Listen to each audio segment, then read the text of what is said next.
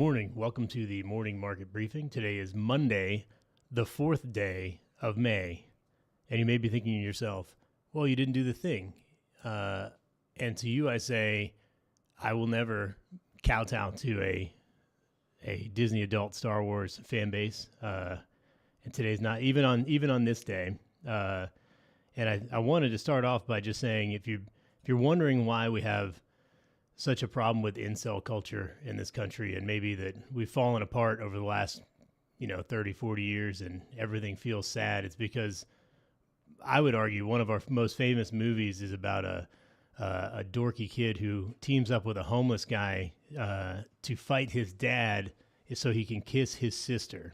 And that's just, I think that's what we have as a problem as a culture. And ultimately it culminates with him committing a terrorist attack at his dad's office, which, if you wonder why Gen Z has turned out so soft, I think that might be part of the problem. Attacking rather than being productive, turning all of your energy towards hating your dad is probably not good for culture. So I think you should reflect today on what the meaning of Star Wars is and whether or not it really is aligned with your personal values. I certainly have done so, and also, man, it's a Disney thing, and we know how we feel about Disney. So that's how I want to start the podcast. There's no one here to stop me. Andrew is in Mexico. Ben is somewhere in Europe, and I think TK is actually back in Minnesota. So everybody just in the finest places in the world right now, and somebody's got to do work, and it's going to be me and Hixie, obviously, old reliable as we call him. So let's get into the news. Over the weekend, we continued to see news come out of Iran. There was a report that potentially there were some bulk shippers that were attacked. That came through, I guess, a UK Navy report. The U.S. has since denied it. But in the last few hours, we've gotten a new program that's been launched, which is called Project Freedom. So Trump is essentially trying to, another way to navigate the quagmire that is the Strait of Hormuz. So Project Freedom is basically the U.S.'s idea to start guiding commercial ships out of the Strait of Hormuz that have been trapped there, primarily commercial ships only that have been trapped during the ongoing conflict. And they're going to do it by what they're calling a, quote, coordination cell, which involves countries, insurance companies, shipping organizations, but not U.S. Navy warships, to come together to locate mines and share information with the ships in real time to essentially chart navigable routes through the strait so we can start getting some stuff moved through. So, I mean, I guess it ultimately depends whether or not there are actual ships out there that are attacking. We obviously aren't getting great reports there. There's these ideas that they have, like, I think they're calling them mosquito fleets, which is basically a bunch of speedboats with Iranian, I guess, IRGC people on there, and they're zipping out to attack ships as they cross the Strait of Hormuz. I don't know that that's true. I don't know that it's not true. But the main takeaway here is that Trump said that interference will, quote, unfortunately have to be dealt with forcefully. So we'll see how that develops. I think it continues to be sort of a major question mark. Oil is at $112. That's on Brent. So it's down a little bit from where it was to end the week last week, but still relatively elevated. I don't know that anything meaningful comes out of that this week, but that continues to be the news. It was on the front page of the Wall Street Journal. So that's my job to report it. So we'll see how that ongoing conflict goes. The big news that we didn't talk about on Friday because it came out after the call is that we got the ISM manufacturing report, which came in at a 52.7, which was slightly lower than the expectation of 53.2. But I think the expectations were probably a little high. That would have been just an unbelievable print. So that would be the fourth straight month that we are in expansion territory in manufacturing, which of all the data that comes out, no one really seems to be talking about. That's the longest streak since 2022, and it's the highest reading we've had since August of 2022. So suffice it to say that the manufacturing industry is actually showing some growth for the first time in quite some time, and we haven't had sustained growth for a number of years now. And I think that's actually really positive. The employment piece was at a 46.4, so that's actually a contraction territory. and it was one of the weaker prints we've seen. And I think that's really more the no hire, no fire. I think that given the uncertainty around tariffs, are they affecting anyone? Are they actually going to have to be paid? Are they going to be paid back? Are people going to get money? I think that's actually causing quite a bit of confusion in the manufacturing space, and I think that the net result of that is probably that employment is relatively weak. Prices paid and new orders were exceptionally strong. 13 out of 18 industries showed expansion. So, I mean, there's a lot of positives to be taken, especially considered that these numbers were high, the highest they've been in years, and you have all of that variability on top. The panelist surveys were a little mixed. A lot of people were citing the same problems: inflation, employment, what's going to happen. The war in Iran is causing problems in terms of maybe some supply chain issues or worry about it, energy costs. But all that being said, an incredibly strong print, and we will get services, I believe, on Wednesday. So it's possible that we could have a double beat there, having growth both in manufacturing and in services. And the underlying economy continues to be strong. In fact, I saw some reports that we've seen the lowest levels of the trading markets, Kalshi and Poly Market, saying the likelihood of a recession is at the lowest point it's been all year. At one point it was over 50%. Now it's closer to 20, which I think is very indicative of there are people who are seeing this. I mean, I think if you walked out and asked the average person, people would say things are bad, the war in Iran, yada, yada, yada. But in reality, we're seeing a lot of strength. We've seen earnings be very good for a number of companies. We've seen some obviously miss the mark, but we're in a good spot. Now, of course, flipping the other hand, we did have a major bankruptcy over the weekend.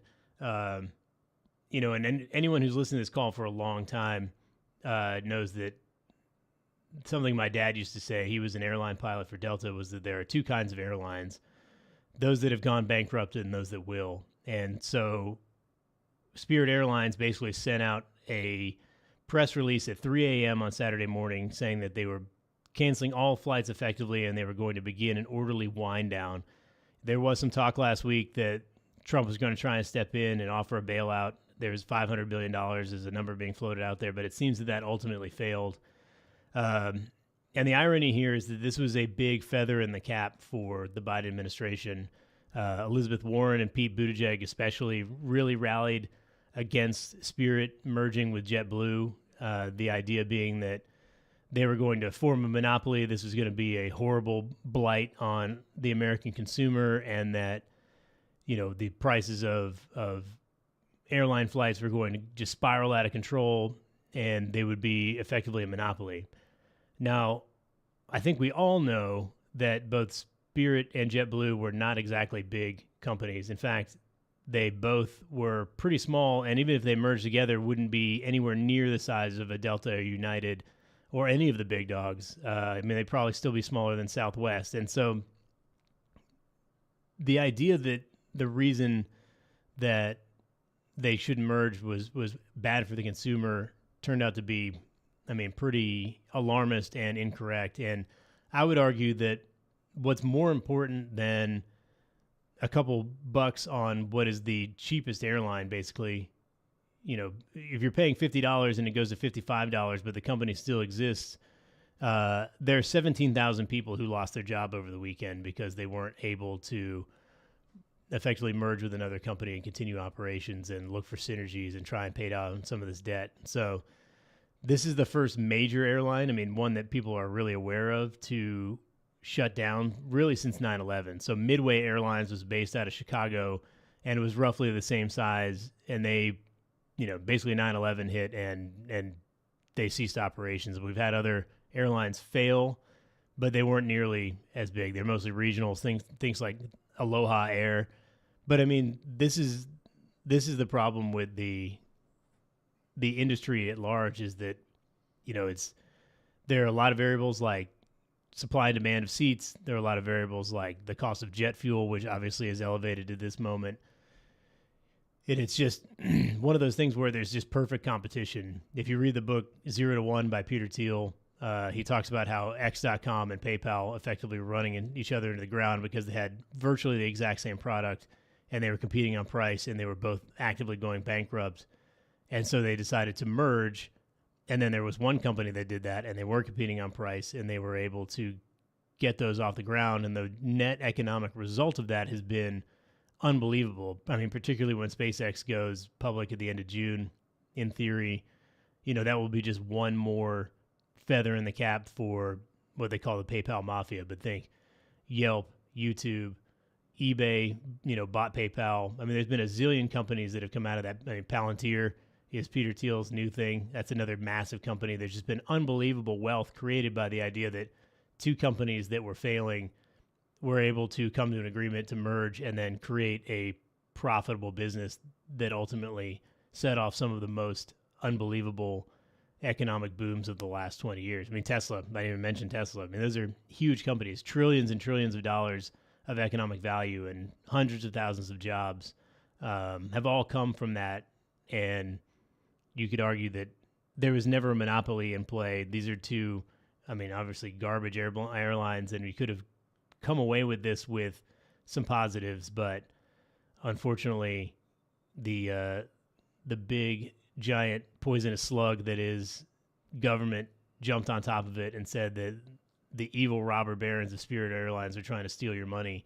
And I don't think anyone's ever flown Spirit thought these people have lots of money based on the quality of their airline. So sad day, but not unexpected. I wouldn't be surprised if we sat here another 5 years from now and we had another airline go bust, because it's a bad business. I don't know how to fix it, but there's certainly a possibility that somebody out there will eventually figure it out.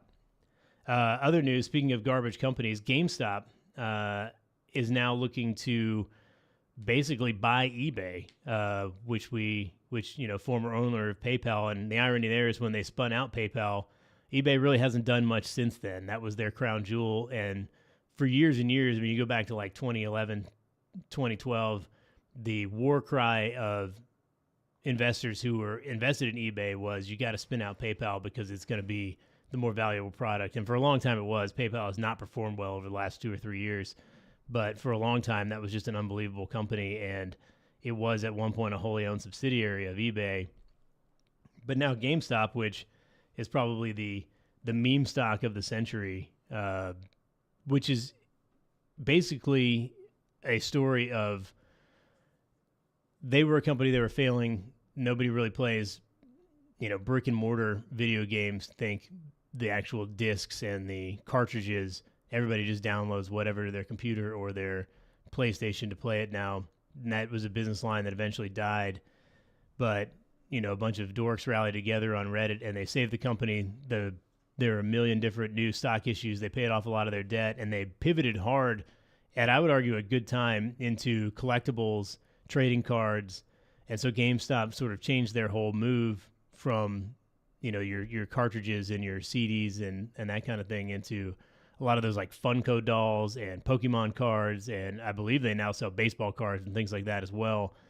And so they think that there are synergies that can be had from doing essentially a takeover of a smaller entity, of a bigger entity, of eBay, and then they can streamline a lot of their operations and potentially put themselves in a new, better position. So it would be a cash and stock deal at a 20% premium to Friday's close. Notably, GameStop is only up about 10%, which kind of indicates that the market at large doesn't know that this is actually going to go through. I mean, if it seemed really likely, we'd probably be up 19.5%, and people would be trying to play that little 0.5% arbitrage as they waited for the deal to close. But we're still really far off of that. So depending on how you feel about this, there could be an easy 10% upside to be made if you bought eBay stock here in hopes that they're going to be bought out. But GameStop is a $12 billion company. eBay is $46 billion. So this is pretty unusual. But they have announced that they have at least a letter of intent, but not an actual signed deal with TD Bank to provide $20 billion in debt financing. And that the idea is that they could take out this debt. They could save $2 billion a year by merging the businesses, and they could pay that debt off pretty quickly. And then you have one bigger, badder industry that really leans into the collectibles, and that Ryan Cohen, the CEO of GameStop, thinks he could maybe do a better job of running a $56 billion company in total than the $12 billion company he's running right now. And I don't know that that's not true, given that the pivot has been so successful for GameStop, and they're not really, the dying company that they once were. But I mean, this is a massive and ambitious idea, I think. So we'll see what comes of it. But I think it's an interesting story, and we'll definitely keep an eye on it. This is a GameStop market story that I'm actually interested in. But we'll keep an eye on it for everybody and give updates as we go along. The next big Wall Street Journal article, again, wouldn't be the morning market briefing if we weren't talking AI, but Anthropic, who continues to absolutely dunk on ChatGPT, has announced that they're nearing a $300 million joint venture with Wall Street, specifically with Goldman Sachs, Blackstone, and a San Francisco private equity firm called Hellman & Friedman, which I believe they own, are mostly the owners of things like Simply Safe, which is, the podcast-driven security company. I'm sure everybody who's ever listened to a podcast has heard an ad for them. I had them for a while. We've since switched, but they're a private equity firm that deals in a lot of kind of niche spaces. But they're all coming together with Goldman Sachs leading the charge, doing about half the $300 million investment. And the idea is they're going to create an internal consulting arm inside of Anthropic that would basically be at the direction of these private equity companies to go into the companies that they purchase and teach them how to deploy AI into their businesses. So in theory, Goldman Sachs buys some startup firm. They've got a great idea. They then tap this new Anthropic Goldman Sachs joint venture to come in and say, hey, we can streamline your business by doing X, Y, and Z. We're going to deploy AI into these verticals. And then Goldman Sachs gets an unbelievable return on their investment because they grow the value of that firm very quickly as a result of the AI being implemented within that system. And so we'll see how it goes. I mean, they're saying it could be announced as early as this morning, and that the players involved are really excited about it, but it's not a done deal. But it's just another example of Anthropic seemingly gaining market share very quickly against ChatGPT and OpenAI. So the landscape continues to shift very quickly, especially as both of those companies are looking to IPO later this year. And I mean, I just worry that OpenAI is going to suffer from the first movers problem, which is they're going to be the first one to create an MP3 player, but there's going to be somebody who comes out there and creates the iPod of AI, and that they're essentially going to be relegated to the scrap heap of history. And a lot of people are going to try and get in on that IPO, at $800 billion or close to $1 trillion, and they may end up losing. I mean, think there was a company that was really hot. I want to say it was 2010, maybe 2011, called Flip Camera. And their whole thing was that it was a small modular handheld camera that you could take video with, and you could quickly edit and put those on YouTube. And they essentially got market corrected immediately by the iPhone. And I can't remember who bought Flip, but I want to say it was either Google or Microsoft. One of the big companies bought Flip cameras, and it was just a massive write-off for them because it just got market corrected immediately. And I think that that's a possibility. I mean, I think Fitbit was the first mover in watches, and now Apple and Garmin dominate that space. And Fitbit did IPO, and the stock languished, and then they were purchased by Google. Or, there's a million examples of this, but I think that could be a potentiality here for OpenAI and ChatGPT. So we'll keep an eye on it as that develops. A lot of earnings continue to roll in this week. Disney, which we talked about, is Wednesday. I think Gilead Pharmaceutical is Friday. We've got the ISM services on Wednesday. Just a lot of market news. You'll be subject to just the Tomcat podcast again tomorrow, and I think TK is back Wednesday, and then the full crew. Well, I guess Andrew will be back Thursday, Friday, and then we'll get Ben back next Monday. So continue to stay tuned. If you have any questions, concerns, please email me if you have something you want me to talk about, because I've got to prep all the notes for these podcasts for this week. So if you can create some content for me to talk about, I wouldn't hate it. And if it touches on something you want to hear about, even better. But continue to tell a friend, share, subscribe to the YouTube, leave us a comment on Spotify or iTunes, and we will see you guys tomorrow.